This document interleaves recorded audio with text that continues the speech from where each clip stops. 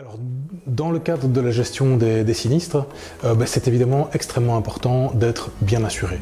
Être bien assuré, ça veut dire que dans le contrat d'assurance, on va retrouver des garanties principales et des garanties complémentaires. Alors, habituellement, on connaît de son contrat uniquement les deux garanties principales qui sont la valeur du bâtiment et le contenu.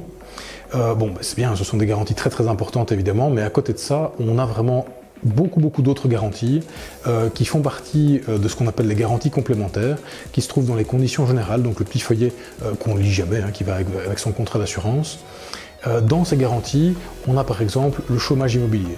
Le chômage immobilier, c'est quelque chose de fondamental dans un sinistre important, c'est-à-dire que ça représente la valeur locative théorique de l'immeuble avant sinistre.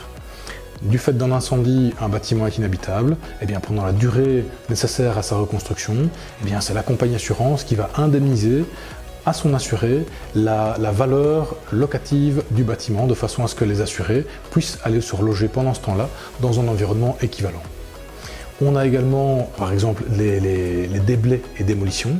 Déblais-démolitions, donc c'est tout ce qui, dans le bâtiment, doit être arraché, envoyé en décharge, avant de pouvoir commencer à appliquer la rénovation.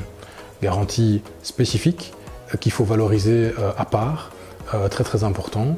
On a tout ce qui fait partie des préservations, donc après un sinistre important, il faut souvent bâcher la toiture, il faut souvent obturer fenêtres, portes, etc. Ou bien il faut étançonner éventuellement le bâtiment pour le mettre en sécurité.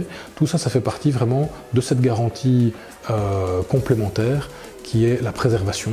Et donc dans la préservation, il appartient à l'assuré d'agir en bon père de famille pour protéger son bâtiment et pour empêcher l'aggravation du sinistre. Il y a comme ça d'autres garanties complémentaires qu'on connaît très bien évidemment au bureau d'expertise EAB et qu'on va défendre systématiquement dans chacun des dossiers. Le but est de parvenir à une parfaite indemnisation eu égard aux dommages et aux garanties du contrat d'assurance.